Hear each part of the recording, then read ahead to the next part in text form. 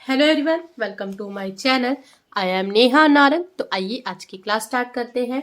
आज जो हम क्लास 12 यानी कि जो बिहार बोर्ड का इंटरमीडिएट का जो एग्जाम है 2022 में जो होना है, उसका जो मॉडल पेपर है बोर्ड ने जारी कर दिया है। तो आप लोगों से रिक्वेस्ट है कि वीडियो को कंप्लीट देखें और चैनल सब्सक्राइब नहीं किया हो तो चैनल को जरूर सब्सक्राइब करें। तो सबसे पहले जान लेते हैं कि इस पेपर में जो है आपके 96 क्वेश्चन जो है रहेंगे जो आपको अटेम्प्ट करने हैं। 70 क्वेश्चन जो है आपके ऑब्जेक्टिव रहेंगे, मल्टीपल चॉइस क्वेश्चन होगी इसमें। 20 क्वेश्चन जो है आपके शॉर्ट आंसर टाइप होंगे और 6 क्वेश्चन जो है आपके लॉन्ग टाइप होंगे। ठीक है। और पेपर का जो करने का टाइम है वो आपका पूरा का पूरा 3 घंटे 15 मिनट का ये आपका एग्जाम रहेगा। ठीक है। इस क्वेश्चन पेपर में जो आपके पेज हैं वो 70 है और जो आज हम सोल्व करेंगे, हम सिर्फ आज फर्स्ट पार्ट सोल्व करने जा रहे हैं, यानी कि मल्टीपल चॉइस ऑब्जेक्टिव टाइप जो आपका क्वेश्चन पेपर है इसको सोल्व करेंगे। आगे आने वाले पार्ट में जो है हम अगले क्वेश्चन सोल्व करेंगे। तो आइए स्टार्ट करते हैं।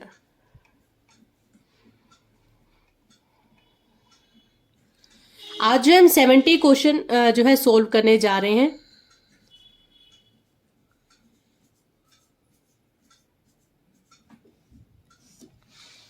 तो आइए स्टार्ट करते हैं। रागों की कितनी मुख्य जातियां होती हैं? 2, 4, 6 या फिर 3? तो रागों की जो मुख्य जातियां होती हैं वो 3 होती हैं। कौन कौन सी होती हैं? औडव,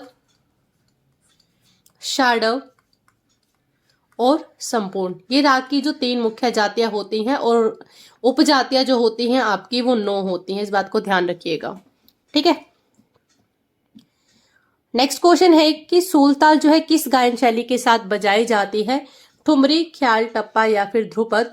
तो सूलताल का जो प्रयोग है ध्रुपद गायन शैली के साथ किया जाता है। ऐसा क्यों? देखो, सूलताल जो ताल है इसके जो बोल होते हैं वो खुले बोलों की ताल है ये, और जो खुले बोलों की ताल होती है वो ध्रुपद के साथ गाई बजाई जाती है। तो इसका राइट आंसर होगा ध्रुपद। और ध्रुपद के साथ और भी तालें हैं जो बजाई जाती हैं, जैसे 4 ताल होगी। ठीक है। नेक्स्ट है कि राग भैरवी का जो वादी स्वर है वो क्या है? सा, क, म या फिर प? तो इसका राइट आंसर है म। राग भैरवी का जो वादी स्वर है म है। वादी स्वर ऐसा स्वर होता है जो राग में बार बार प्रयोग किया जाता है। नेक्स्ट क्वेश्चन है कि राग काफी का थाट क्या है? कल्याण, भैरव, भोपाली या फिर काफी? तो राग काफी का जो थाट है वो काफी ही है। और एक बात ध्यान रखिएगा, जो राग अपने ही थाट से उत्पन्न राग होते हैं, जैसे काफी राग का थाट जो काफी ही है, तो ऐसे रागों को हम क्या कहते हैं? आश्रय राग कहते हैं। इस बात को ध्यान रखिए। नेक्स्ट क्वेश्चन है कि कौन सा राग जो है रात्रिकालीन राग नहीं है, मतलब रात में नहीं गाया जाता, तो इट मीन्स प्रातःकालीन। तो सबसे पहला ऑप्शन देखते हैं भैरव। तो भैरव ही आपका ऐसा राग है जो प्रातःकालीन यानी कि पहले ही पहर में राग जो है गाया जाता है। 4 से 7 के समय ये गाया जाने वाला राग है सुबह के। तो आपका फर्स्ट ऑप्शन ही राइट होगा। बाकी काफी राग की बात करें तो ये आपका मध्य रात्रि में गाया जाता है। ठीक है।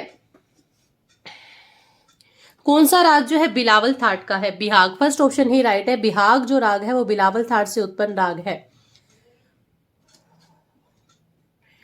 नेक्स्ट है कौन सा प्रातःकालीन राग नहीं है? तो भैरव जो है आपका प्रातःकालीन राग है।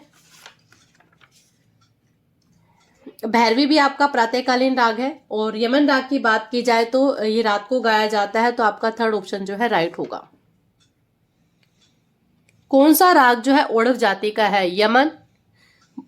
यमन जो है आपका संपूर्ण जाति का राग है क्योंकि इसमें कोई भी स्वर वर्जित नहीं होता। भोपाली आपका औडव जाति का राग है क्योंकि इसमें 2 स्वर जो है वर्जित होते हैं। तो आपका सेकंड ऑप्शन राइट होगा। और काफी भी राग जो है आपका संपूर्ण जाति का राग है। ठीक है।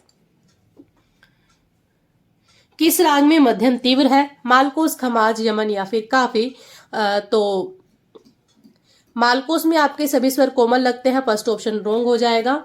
खमाज में आपका नी कोमल लगता है, तो म तीव्र का कोई वो नहीं है। यमन में जो है आपका म तीव्र लगता है, तो आपका सी ऑप्शन राइट होगा। और काफी भी आपका रॉन्ग आंसर है क्योंकि इसमें ग और नी जो है कोमल लगते हैं। ठीक है। नेक्स्ट है कि किस राग में गंधार और निषाद जो कोमल है, गंधार और निषाद कोमल है, यानी कि ग और नी जो है कोमल रहते हैं। काफी फर्स्ट ऑप्शन है, तो यही राइट है क्योंकि इस राग में ग और नी जो है आपके दोनों कोमल रहते हैं। ठीक है। खमाज में सिर्फ आपका नी कोमल रहता है। बिहाग में आपका म तीव्र भी प्रयोग किया जाता है और केदार में दोनों म लगते हैं। तो आपका फर्स्ट ऑप्शन ही राइट होगा इसमें। 11th क्वेश्चन देखते हैं, किस राग को जो है ऋतु राग कहा जाता है? बहार, खमाज, देश, जौनपुरी। तो फर्स्ट ऑप्शन जो है आपका राइट है। बहार राग जो है बसंत ऋतु में गाया जाने वाला राग है। तो और देश राग की बात की जाए तो ये भी आपका वर्षा ऋतु के समय गाया जाता है, लेकिन आपका जो राइट आंसर होगा वो इसमें आप फर्स्ट ऑप्शन ही करोगे। नेक्स्ट है कि दादरा ताल की जो ताली है वो किस मात्रा पर होती है? सबसे पहले दादरा ताल में आपकी 6 मात्राएं होती हैं, है ना। तो दादरा ताल की पहली मात्रा पे क्या होता है? सम होता है, यानी कि पहली ताली होता है। दादरा ताल के बोल है धा धिन्ना धा तिन्ना, ठीक है।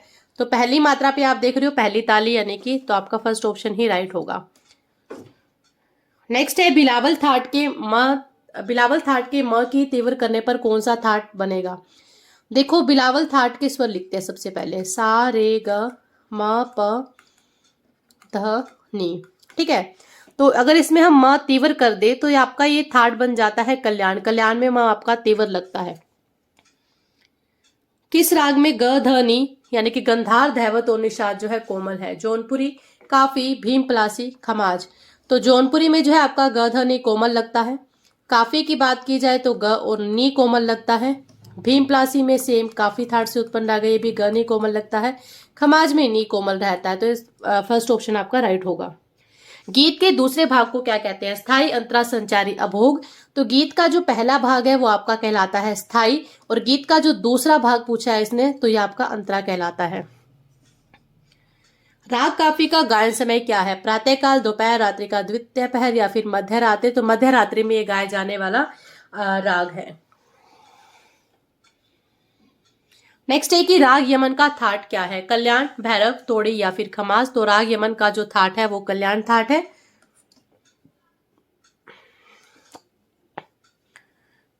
एक सप्तक में कितने स्वर होते हैं? 7, 4, 6 या फिर 7। तो एक सप्तक में आपके 7 स्वर होते हैं, और कुल पूछा जाता तो अगर ऑप्शन में 12 होता तो एक सप्तक में कुल जो है हमारे पास 12 स्वर होते हैं। संगीत में कितने शुद्ध स्वर होते हैं? 2, 3, 5, 7। तो संगीत में 7 शुद्ध होते हैं और आपके 5 विकृत होते हैं। राग यमन का संवादी स्वर कौन सा है? सा, ग, नी, ध। तो इसका जो आपका राइट आंसर होगा वो है आपका, इसमें संवादी स्वर पूछा है, ठीक है, तो नी होगा। वादी ग है और संवादी नी है। राग बिहाग का वादी बताना है, ध, नी, प या फिर ग। तो इसका राइट आंसर है ग। फोर्थ ऑप्शन आपका राइट होगा। ताल रूपक में कितने विभाग होते हैं? 4, 3, 2, 5। तो रूपक ताल में आपके टोटल 3 विभाग होते हैं। राग जौनपुरी का संवादी स्वर क्या है? प, ग, ध या फिर म। तो इसमें क्या पूछा है? आपका संवादी पूछा है। वादी आपका ये वाला है ध, और संवादी पूछा जाए तो ग है। गरबा नृत्य किस राज्य का है? बहुत इजी क्वेश्चन है ये। राजस्थान, बिहार, गुजरात या फिर बंगाल। तो ये गुजरात का जो है। किस ताल में 10 मात्राएं होती हैं? तो दादा ताल में आपकी 6 होती हैं, झप ताल में आपकी 10 होती हैं, रूपक में आपकी 7 होती हैं, एक ताल में आपकी 12 होती है। तो राइट आंसर होगा बी ऑप्शन, झप ताल। राग देश का संवादी स्वर क्या है? म, प, नी, रे। तो राग देश का संवादी स्वर जो है आपका प है, वादी जो है आपका रे है, ठीक है। 4 ताल में कितने विभाग होते हैं? 4, 6, 3 या फिर 8। तो 4 ताल में जो है आपके 6 विभाग होते हैं। यह आपकी 12 मात्राओं की जो है ताल रहती है। पंडित भजन स्पोरी जो है कौन सा वाद्य बजाते हैं? संतूर, सरोद या फिर सरंगी या फिर सितार। तो इसका राइट आंसर है संतूर। किस राग में सभी स्वर जो है कोमल लगते हैं? बागेश्वरी, जौनपुरी, भैरवी या फिर काफी। तो सभी स्वर जिसमें कोमल लगते हैं वो आपका राग है भैरवी। एक ताल में कुल कितनी तालियां होती हैं? 2, 3, 4 या फिर 5। तो इसका राइट आंसर है 4। वाद्यों के वर्गीकरण में पखावज जो है किस वर्ग का वाद्य है? धन, अवनत, सुशीर या फिर तत्। तो यह आपका अवनत वाद्य है। संगीत में कुल कितने स्वर हैं? 7, 12, 8 या फिर 15। तो 7 शुद्ध और आपके 5 विकृत। तो इस कारण से आपके 12 हो गई है, ठीक है। टोटल 12 होते हैं आपके। राग बिहाग का थाट क्या है? काफी, खमाज, असावरी या फिर बिलावल। तो राग बिहाग का जो थाट है वो है आपका बिलावल थाट से उत्पन्न राग है। ये पंडित कृष्ण राव शंकर जो है किस घराने से है? दिल्ली, ग्वालियर, आगरा या फिर जयपुर। तो कृष्ण राव शंकर पंडित जो है आपके ग्वालियर घराने से संबंध रखते हैं। रूपक ताल में कितने विभाग होते हैं? 3, 4, 5, 6। तो रूपक ताल में आपके टोटल 3 विभाग होते हैं। राग यमन का वादी स्वर क्या है? तो ग ही आपका जो है वादी स्वर है राग यमन का, और संवादी स्वर की बात की जाए तो आपका नी है। इनमें से कौन सा ऋतु गीत है? त्रिवेद, ठुमरी, कजरी या फिर भजन। तो इसका राइट आंसर है कजरी। ख्याल के कितने प्रकार होते हैं? 2 प्रकार होते हैं। एक होता है आपका बड़ा ख्याल और दूसरा होता है आपका छोटा ख्याल। किस ताल में 7 मात्राएं होती हैं? तो झप ताल में 10, एक ताल में 12, रूपक में 7, कहरवा में 8। तो इसका राइट आंसर होगा सी। संगीत रत्नाकर ग्रंथ के रचयिता कौन है? तो संगीत रत्नाकर ग्रंथ के जो रचयिता है वो पंडित शारंग देव है। फर्स्ट ऑप्शन ही इसमें राइट होगा। इनमें से कौन सा राग जो है, इनमें से कौन सा राग प्रातःकालीन है? यमन, भीमप्लासी, केदार या फिर अलैया बिलावल। तो प्रातःकालीन जो आपका राग है इसमें अलैया बिलावल है। नेक्स्ट क्वेश्चन है आपका, राग देश की जाति क्या है? ओड़व, शाड़व, संपूर्ण, ओड़व, संपूर्ण। तो इसमें आरोह में ग ध वर्जित रहता है और अवरोह में सभी स्वर रहते हैं, तो जाति होगी आपकी ओड़व संपूर्ण। श्रुतियों की संख्या कितनी मानी गई है? 20, 22, 24 या फिर 26। तो बहुत इजी क्वेश्चन है। श्रुतियों की संख्या जो है आपकी 22 मानी गई है। राग बिहाग जो है किस जाति का है? ओड़व, ओड़व, ओड़व शाड़व, ओड़व संपूर्ण या फिर शाड़व संपूर्ण। तो राग बिहाग जो है आपका ओड़व संपूर्ण जाति का राग है। निम्न में से कौन सा जो है किसी थाट का नाम नहीं है? असावरी, यमन, काफी या फिर कल्याण। तो यमन जो है किसी थाट का नाम नहीं है। धमार ताल में कितनी मात्राएं होती है? 12, 14, 16 या फिर 18। तो धमार ताल में आपकी टोटल 14 मात्राएं होती है। राग मालकोस जो है किस थाट का राग है? कल्याण, मारवा, भैरवी या फिर खमाज।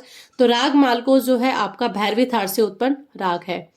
पंडित निखिल बनर्जी कौन सा वाद्य बजाते हैं? वोयलिन, सितार, स्रोत, सितार या फिर गिटार। तो इसका राइट आंसर है सितार। उस्ताद फ्याज खां किस घराने से संबंधित है? ग्वालियर, आगरा, जयपुर या फिर किराना। तो फ्याज खां जो है आपके आगरा घराने से संबंध रखते हैं। उस्ताद बड़े गुलाम अली खां किस घराने से संबंधित है? आगरा, दिल्ली या फिर पटियाला, लखनऊ। तो बड़े गुलाम अली खां जो है पटियाला घराने से संबंध रखते हैं। भातखंडे ने कितने थाटों का वर्णन किया है? तो 32, 36, 24 या फिर 10। तो भातखंडे ने आपके 10 थाट बताए हैं। विश्व संगीत दिवस जो है किस तिथि को मनाया जाता है? 24 मार्च, 21 जून, 21 मार्च, तो 22 मार्च। तो इसका राइट आंसर है 21 जून। नाद की कितनी विशेषताएं हैं? 4, 3, 2, 5। तो 3 विशेषताएं हैं आपकी। नाद का छोटा बड़ापन, नाद का ऊंचा नीचापन और नाद की जाति, ये 3 आपकी विशेषताएं हैं। नेक्स्ट है कि 3 ताल की जो आपकी दूसरी ताली है वो किस मात्रा पर पड़ती है? ठीक है, तो 3 ताल की जो दूसरी ताली है वो आपकी 5वीं मात्रा पर आती है।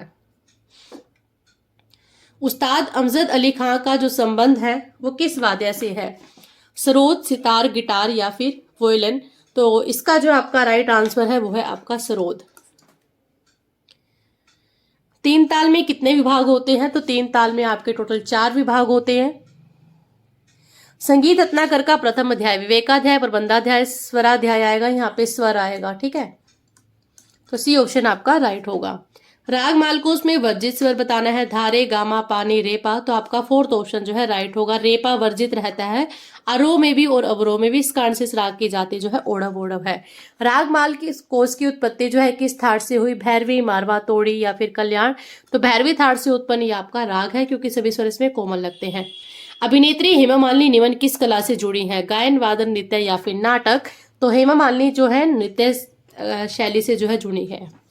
ताल की उत्पत्ति किससे हुई? ढोलक से, थाप से, तालियों से या फिर मृदंग से। तो इसकी उत्पत्ति जो है तालियों से हुई थी। संगीत में ध का पूरा नाम बताना है। ऋषभ, धैवत, मध्यम, पंचम। तो नाम से क्लियर हो रहा है धैवत। राग भीमप्लासी किस थाट का राग है? तो राग भीमप्लासी जो है काफी थाट का राग है। विकृत स्वर के कितने प्रकार होते हैं? विकृत स्वर के 2 प्रकार होते हैं, कोमल और तीव्र। क्लियर। चौताल में दूसरी खाली जो है किस मात्रा पर पड़ती है? तो ये जो है आपका ऑप्शन देखते हैं 9वीं, 14वीं, 16वीं या फिर 7वीं, तो इसका राइट आंसर है 7वीं। किस राग में दोनों मध्यम प्रयोग किए जाते हैं? यमन में, बिहाग में, देश में या फिर भीम प्लासी में? तो बिहाग में जो है आपका शुद्ध म भी रहता है और तीव्र म भी रहता है। राग खमाज के आरोह में जो है कौन सा स्वर वर्जित है? तो आरोह में जो है आपका रे स्वर जो है वर्जित रहेगा। चार ताल में कितनी मात्राएं होती हैं? 14, 16, 12 या फिर 10? तो चार ताल में आपकी टोटल 12 मात्राएं होती हैं। भीमसेन जोशी का जो संबंध है किस घराने से था? किराना, जयपुर, ग्वालियर या फिर आगरा? तो भीमसेन जोशी जो है किराना घराने से संबंध रखते हैं। लास्ट क्वेश्चन, एक राग में कम से कम कितने स्वर होने चाहिए? तो 8, 5, 6 या फिर 7? तो कम से कम तो 5 होने चाहिए और अधिक से अधिक जो है 7 होने चाहिए। तो क्वेश्चन को आप बिल्कुल ध्यान से रीड कीजिएगा। ये 70 क्वेश्चन जो है आज हमने सोल्व किया है, तो आने वाली वीडियो में नेक्स्ट क्वेश्चन भी हम जो है जरूर सोल्व करेंगे। अगर आपकी किसी टाइप की भी कोई भी क्वेरी है देन आप कमेंट कर सकते हैं। वीडियो कैसा लगा ये भी जरूर कमेंट करके बताइएगा, और आपको किसी भी टॉपिक पे कोई भी वीडियो रिक्वायर है तो आप कमेंट कर सकते हैं। Thank you.